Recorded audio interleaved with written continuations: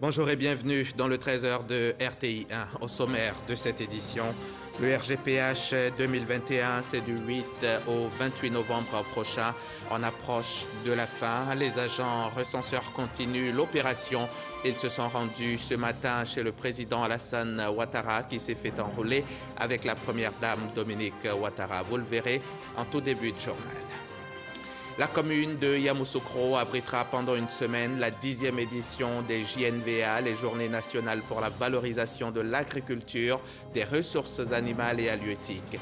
Ces journées ont été lancées par le ministre d'État, ministre de l'Agriculture et du Développement rural, Kobenan Kwasi Adjoumani.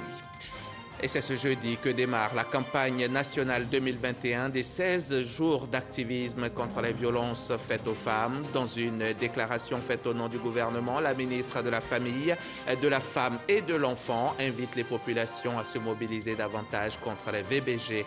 Vous l'entendrez dans ce journal. On ouvre cette édition avec le RGPH, le recensement général de la population et de l'habitat.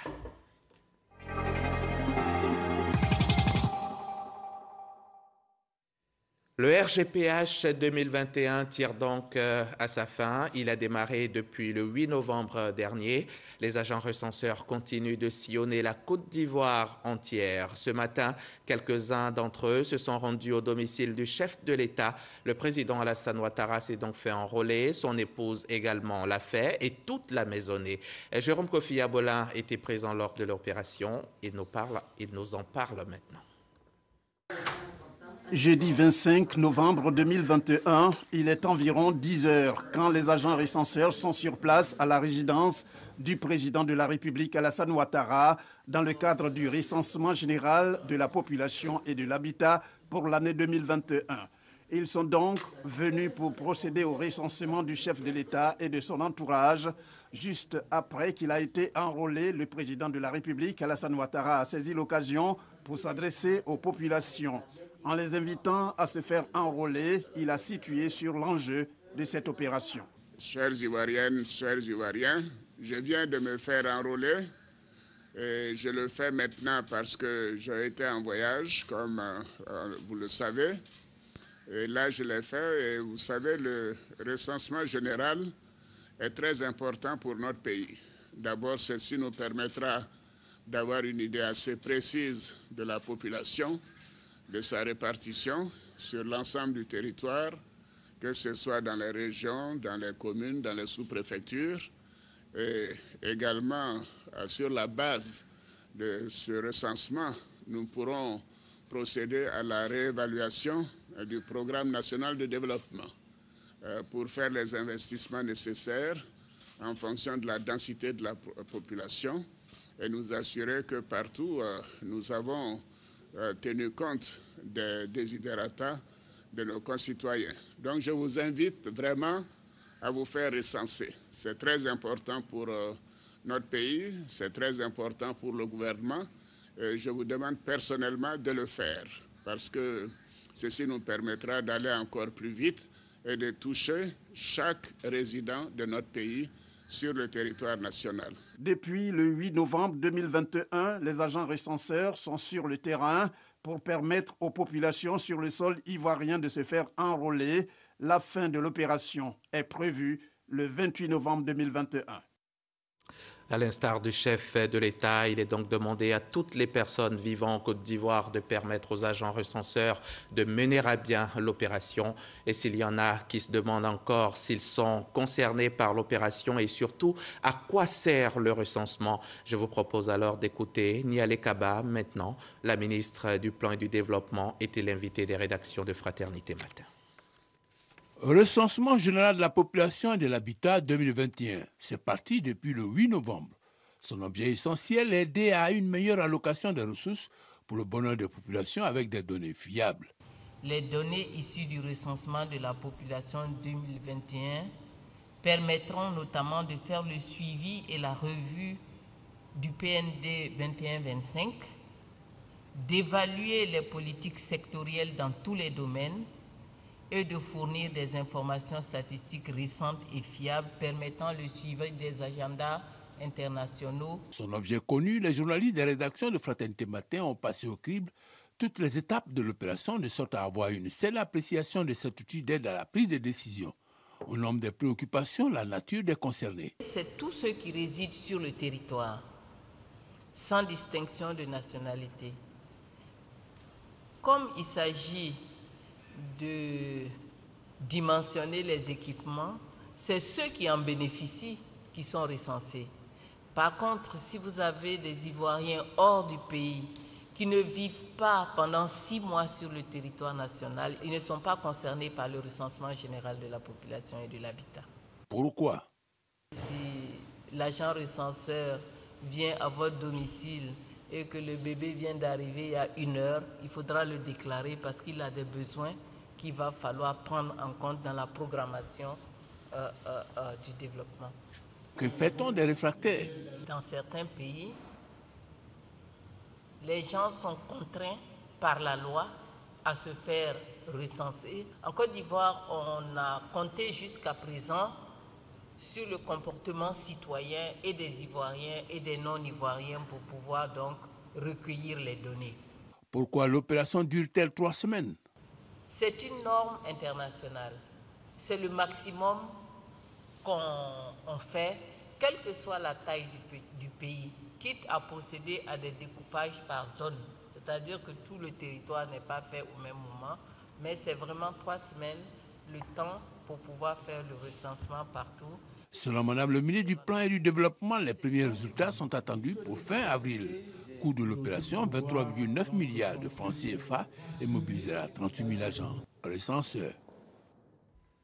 Compte rendu signé Noël Gnagno, voilà donc qui referme ce sujet. Mais comme cela a été indiqué, a été dit, l'opération se poursuit jusqu'au 28 novembre prochain, dans seulement quelques jours donc. Le projet de loi de finances portant budget de l'État pour l'année 2022 et son annexe fiscale, adopté à l'unanimité par les membres de la Commission des affaires économiques et financières de l'Assemblée nationale. Il est de 9 901 milliards de francs CFA, de quoi permettre au gouvernement de mettre en œuvre sa politique de développement économique et social, selon le ministre Moussa Sanogo. Le témoignage de Cheikh Koné. C'était la dernière étape avant son passage au vote en plénière.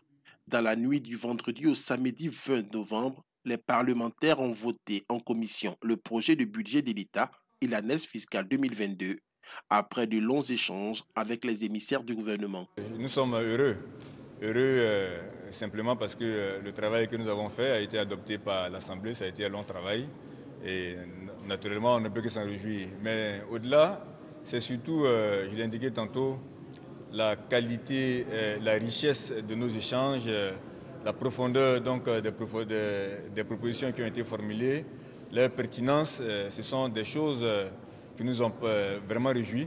C'est ça aussi l'intérêt du budget programme, la gestion axée sur le résultat, qui fait en sorte donc, que l'exécutif puisse s'obliger à bien maîtriser ce dossier face à une Assemblée nationale extrêmement scrupuleuse concernant le respect de certains principes. Et puis à l'arrivée, c'est la qualité de la gouvernance qui s'améliore en Côte d'Ivoire. Le budget 2022 de l'État de Côte d'Ivoire s'équilibre en ressources et en charges à 9 901,1 milliards de francs CFA, en hausse de 17,9% par rapport à 2021. Ce budget, comme l'a expliqué Moussa Sanogo, devrait permettre au gouvernement de mettre en œuvre sa politique de développement économique et social.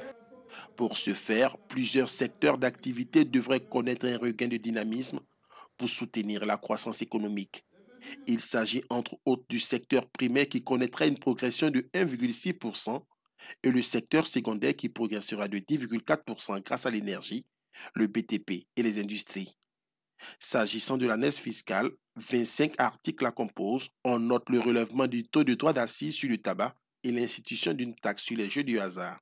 Au niveau des exonérations, cette annexe prévoit un seuil de 354 milliards de francs CFA. Avant le vote des députés, les ministres du Commerce, de l'Industrie et celui de la promotion des PME et de l'artisanat ont défendu leur dotation budgétaire qui a été votée à l'unanimité des membres de la commission. Les JNVA 2021, c'est pour bientôt. Ce sont les journées nationales pour la valorisation de l'agriculture, des ressources animales et halieutiques, et c'est Yamoussoukro qui abritera cette 10e édition. Le ministre Kobena Kwasi Adjoumani en a fait le lancement cette semaine, tout en évoquant les nombreux efforts consentis par le gouvernement dans ce domaine. Le témoignage de Soro Corona, RTI Bouaké. Yamoussoukro, transformé pour une semaine durant en capitale agricole ivoirienne. Les producteurs des différentes spéculations sont au rendez-vous de la 10e édition des JNVA, Journée nationale pour la valorisation de l'agriculture, des ressources animales et halieutiques. Tribune pour les acteurs du secteur de réfléchir sur les difficultés qui plombent l'éclosion de l'agriculture en dépit des performances réalisées. Ces réflexions dont les recommandations serviront sans nul doute d'outils d'aide à la prise de décision à nos gouvernants feront l'état des lieux sur toutes les chaînes d'acteurs pour proposer des solutions pour une meilleure symbiose. Une agriculture performante et compétitive basée sur la transformation locale. C'est la nouvelle orientation du gouvernement. Le ministre d'État, ministre de l'Agriculture et du Développement rural, Kwasi Adjoumani, a traduit la reconnaissance des paysans au président de la République. Je voudrais profiter de cette tribune pour adresser un vibrant hommage assorti de remerciements appuyés de la grande famille de l'agriculture à son Excellence M. Alassane Ouattara pour les efforts inlassables qu'il ne cesse de déployer pour le bien-être du monde rural et pour l'amélioration des conditions de travail et du cadre de vie de nos producteurs que vous êtes. Le ministre d'État est revenu sur deux importants projets pour le développement et la modernisation de l'agriculture ivoirienne. Nous avons l'agropole du Bélier de PAIB qui a été financé par la BAD à hauteur de 84 milliards de francs CFA. Le président de la République nous a donné des instructions pour mettre en place un comité de suivi pour que les projets financés par le FIDA arrivent effectivement aux véritables bénéficiaires que vous êtes. Comment améliorer la compétitivité des chaînes de valeur afin de réduire la pauvreté et d'assurer une croissance inclusive tout en gérant les pertes post-récolte? Tel est le thème de cette 10e édition des JNVA. Bondoukou, la capitale de la région du Gontogo, vient d'ouvrir aujourd'hui même, ce jeudi donc, les journées de l'administration agricole délocalisée, édition 2021.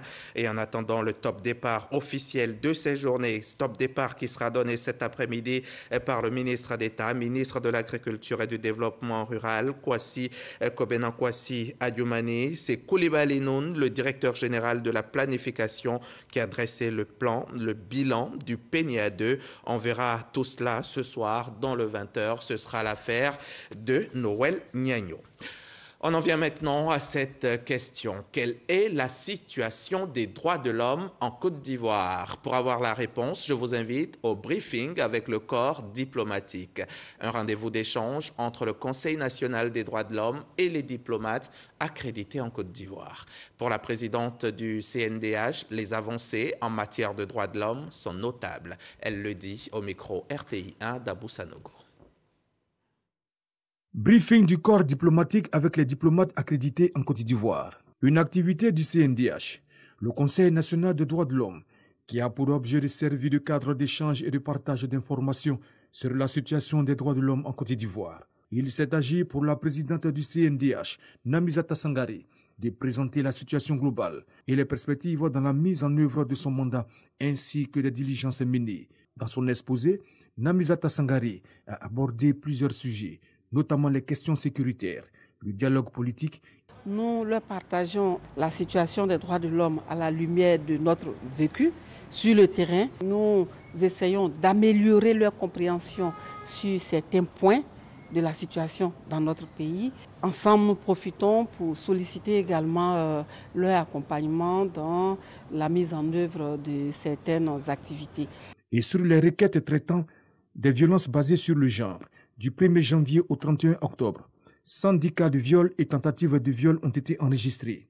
Un exposé apprécié par l'ensemble des diplomates. En tout cas, je trouve que c'est une institution vraiment qui n'est pas dans les bureaux, mais qui est sur le terrain et qui nous apporte vraiment beaucoup d'informations dont nous avons besoin. Il y a des développements très positifs comme la loi d'application du décret sur la protection des défenseurs des droits de l'homme. On a fait le point sur plusieurs enquêtes qui ont été menées sur des cas particuliers de violation de droits sociaux et économiques où le CNDH a essayé de comprendre, de voir plus clair dans ces violations. Donc, il y a beaucoup de choses à débattre et le CNDH est maintenant une force de proposition pour essayer d'améliorer la situation là où elle a besoin d'être améliorée. La présidente du Conseil national des droits de l'homme a annoncé des campagnes de sensibilisation dans les commissions régionales de Diokwe, de Man, de Séguéla, d'Aboissou et dans la commune de Koumassi. Et si la non-violence est la loi de l'humanité, alors l'avenir appartient aux femmes. C'est ce jeudi que démarre la campagne nationale 2021 des 16 jours d'activisme contre les violences faites aux femmes. Dans une déclaration faite au nom du gouvernement, la ministre de la Famille, de la Femme et de l'Enfant invite les populations à se mobiliser davantage contre les VBG. Son message a été recueilli par Eugène Atoubé. Ce jeudi 25 novembre ouvre les activités commémoratives des 16 jours d'activisme contre les violences faites aux femmes et aux filles dans le monde entier. Elles constituent une violation des droits de la personne humaine et des libertés fondamentales. Selon le rapport statistique sur les violences basées sur le genre de 2020, ce sont 5405 cas de violences basées sur le genre qui ont été rapportés et pris en charge dans les services sociaux en Côte d'Ivoire, dont 822 cas de viol. La majorité de ces cas de viol étaient perpétrés sur les mineurs de moins de 18 ans, soit 77%. Nous voudrions en appeler à la conscience individuelle et collective pour une forte mobilisation contre ces crimes, afin de les réduire, voire les éradiquer. Des hommes, des femmes, des organisations de la société civile, institutions nationales et internationales œuvrent inlassablement pour l'élimination de toutes les formes de violence à l'égard des femmes et des filles, de sorte qu'aujourd'hui, le dispositif national de réponse s'est fortement amélioré. Pour autant, le gouvernement engage la communauté entière à épouser la cause de la protection des femmes et des filles. Il nous faut les protéger et penser à leur mieux-être. Femmes de Côte d'Ivoire, sortez de vos peurs, de vos torpeurs et dénoncez. Joignez vos voix à celles du gouvernement et envoyons un message fort de zéro tolérance contre les violences basées sur le genre. Soyons tous mobilisés et agissons maintenant. Les violences faites aux femmes et aux filles ont de multiples conséquences, notamment le traumatisme affectif et physique, la dépression, la peur, la perte de confiance en soi, la dislocation des familles, les pertes de vie et les suicides. Un reportage d'Eugène Atoubé. On passe à un tout autre sujet à présent. Africagis 2021 a ouvert ses portes mardi dernier ici à Abidjan. Cette année, le thème est Innovation et sciences géospatiales pour la croissance et le développement durable de l'Afrique. Une opportunité pour la Côte d'Ivoire qui entend se repositionner sur le marché de l'industrie géospatiale. Nialé Kaba a représenté le Premier ministre à ce rendez-vous international. Et Dangui nous y a représenté son reportage. Africagis 2021 s'ouvre en même temps que les stands où les entreprises spécialisées dans l'information géospatiale exposent leurs services. David essaie de vendre les services de son entreprise à ce visiteur. Place a également fourni de la formation. Donc pendant 3 semaines, il y a des cadres du BNET qui ont été formés. L'homme ça m'a beaucoup plu parce que c'est une collaboration pour accompagner les États, pour accompagner le secteur privé seulement aussi également. La qualité de l'information détermine la qualité des décisions prises, selon les experts qui plaident par ailleurs pour le développement de l'industrie géospatiale. Un champ de données encore peu exploité en Afrique francophone, notamment en Côte d'Ivoire. Que la Côte d'Ivoire s'implique davantage en investissant massivement, en tout cas dans ce domaine-là, qui est un domaine aujourd'hui qui se passe de commentaires, qui est à la base de tout ce qui est problématique de développement. On ne peut plus rien faire sans le géospatial. Dites-moi un secteur de l'économie ou un secteur social, je vous dirai en quoi le géospatial est critique. Et sans le géospatial, ça ne peut plus se faire.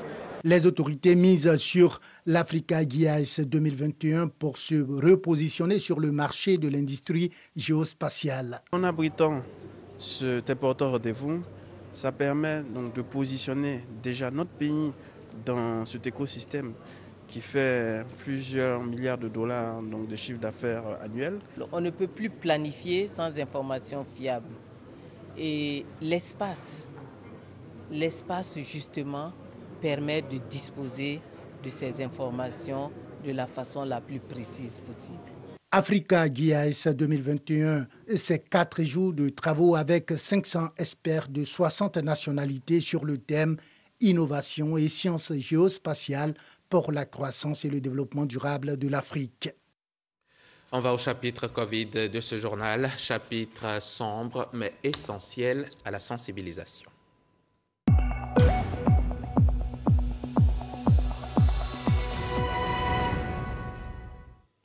Hier, mercredi 24 novembre, on a compté 8 nouvelles contaminations. À ce jour, on dénombre au total 61 660 personnes touchées par la maladie depuis mars 2020.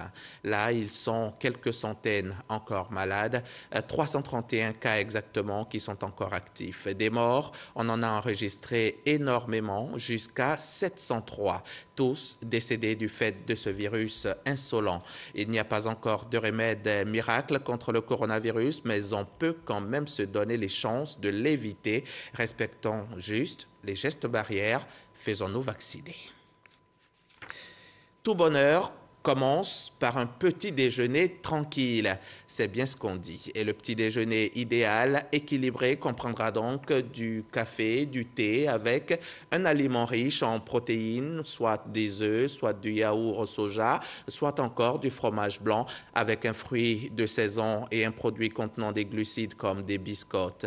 Mais où faut-il prendre le petit déjeuner? Certains enfants sont obligés de le faire à l'école, mais est-ce conseillé? Nos reporters ont enquêté là-dessus. C'est donc un sujet de Wotianga Noël Danyogo, Bernice Gompou et Godefroy Okambawa. Le geste est le même tous les matins. Madame Kamara s'active à la cuisine pour faire à manger à Chèque, son fils, écolier à la maternelle. Pour éviter toutes les indigestions à l'école, parce qu'on ne sait pas comment ça se fait à l'école, donc on préfère tous faire à la maison pour permettre à l'enfant d'être en bonne santé aussi. Un petit déjeuner à la maison, ce n'est pas le cas partout. Jonas, père de 2 enfants, préfère remettre l'argent de poche pour que ses enfants puissent se procurer de quoi manger chez les vendeuses devant l'école ou à la récréation. C'est à l'école parce qu'on n'a pas le temps. Quand on se lève matin, chacun se cherche, je leur donne l'argent. Bon, ils payent leur déjeuner sur la route. Acheter le petit déjeuner à l'école, un choix pour certains enfants et parents d'élèves. Une opportunité d'affaires pour ces restauratrices de circonstances qui ignorent parfois les règles en termes d'équilibre alimentaire. Il peut acheter du pain ou de la tipi. Les enfants préfèrent ça. C'est avantageux et puis on gagne plus en temps. À la maison ou à l'école, prendre le petit déjeuner est bien nécessaire pour l'apprenant. Il est préférable que l'enfant prenne le petit déjeuner à la maison. Là, lorsqu'il arrive en classe, il a le temps de participer aux activités. Et ça nous permet aussi à nous, les maîtresses, d'avancer un peu dans nos activités, dans notre rituel matinal. Quand il ne prend pas le petit déjeuner à la maison, il est en retard. Lorsqu'il vient en classe, il veut prendre le petit déjeuner. Non seulement il met ses amis en retard et il met aussi la maîtresse en retard. Le petit déjeuner est très important pour les enfants dans le but que ça leur permet de se concentrer plus en classe. Puisque comme on le dit, l'adage le dit, à votre famille, point d'oreille. Chez nous, par exemple, il y a certains enfants qui viennent avec le petit déjeuner compte tenu du temps. Et il y a certains qui arrivent aussi, comme vous voyez, sur le marché. Ils achètent leur petit déjeuner, mais ils consomment d'abord avant d'aller en classe. Il y a un suivi, il y a une coopérative qui chaque matin passe voir les mets.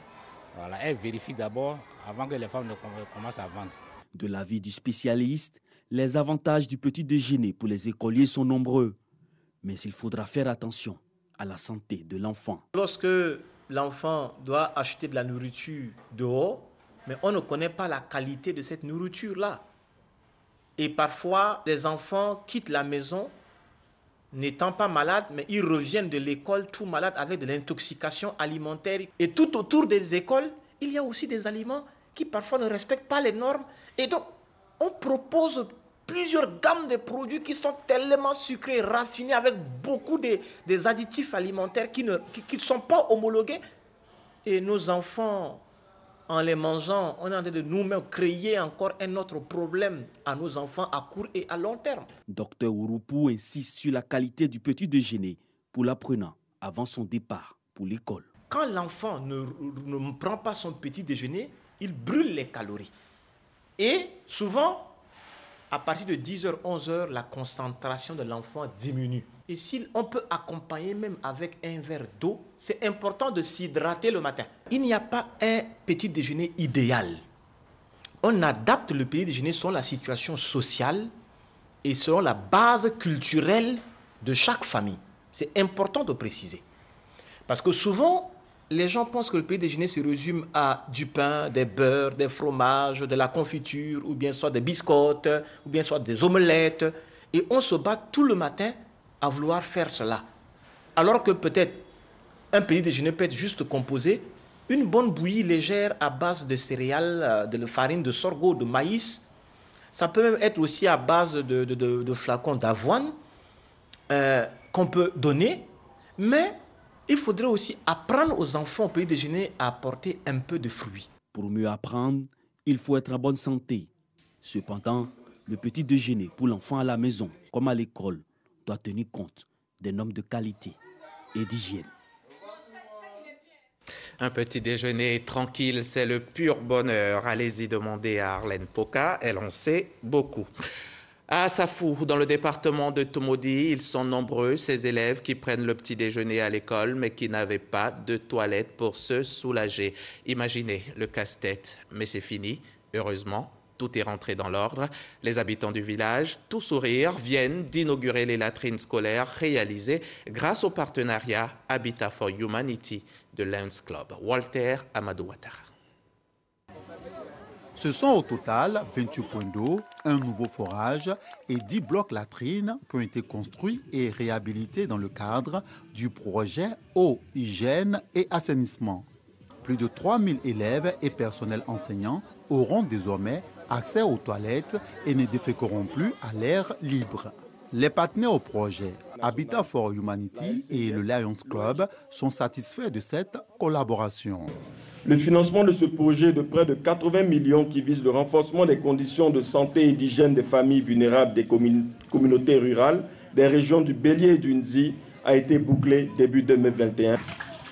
Je vous rassure que nous resterons à vos côtés avec Habitat for Humanity pour le suivi et l'entretien de ces ouvrages et également pour d'autres œuvres. Les projets initiés depuis 2018 dans cette localité ont amélioré les conditions de vie des populations. Ce sont 5000 élèves, 120 enseignants et 60 000 personnes qui ont été impactées par ces interventions. Chers amis Lyon, je voudrais donc vous exhorter à continuer à œuvrer à nos côtés pour réduire les inégalités sociales et lutter durablement contre la pauvreté. Nous comptons sur vous afin de perpétuer la mobilisation des fonds à nos côtés et participer surtout au suivi, au contrôle et à la remise des infrastructures aux côtés de nos populations. Pour garantir la durabilité des ouvrages inaugurés, 5 membres du comité d'hygiène sont formés pour assurer une meilleure gestion des infrastructures. Allons-y maintenant à Vavois, à une cinquantaine de kilomètres de Daloa. Là-bas, ce sont 1000 écoliers que la fondation Hope Dengele vient d'aider. Ousmane Touré et ses équipes sont allés leur offrir des kits scolaires complets pour leur permettre de passer une bonne année scolaire 2021-2022. Le témoignage de Godefroy Okambawa. Depuis sa création, l'association internationale Hope Dengele intervient dans plusieurs domaines au nombre desquels la santé, l'autonomisation de la femme et surtout dans l'éducation. C'est ce qui justifie cette distribution de 1000 kits scolaires aux enfants de la ville de Vavois. Des kits pour améliorer les conditions d'apprentissage des apprenants, mais surtout soulager financièrement les parents d'élèves. Nous voulons aussi que ces gens d'actes se répètent. Nous sommes vraiment heureux. Retenez que la maison est la première école de l'enfant. Continuez à leur prodiguer les sages conseils nécessaires qui feront d'eux des modèles, des hommes et des femmes exemplaires de demain qui feront la fierté de notre nation et du monde. Le premier magistrat de la commune a traduit sa gratitude aux donateurs, un geste qui selon lui s'inscrit dans la politique de faire de l'école pour tous une réalité. Le donateur a par ailleurs félicité les enseignants pour leur engagement à former l'élite de demain. Il a par la suite prodigué de sages conseils aux apprenants et invite les parents à déclarer les naissances et inscrire dans les établissements scolaires les enfants en âge d'aller à l'école. Et bonne chance à tous ces enfants qui sont à l'école. Bienvenue donc sur RTI 1. À demain, 13h.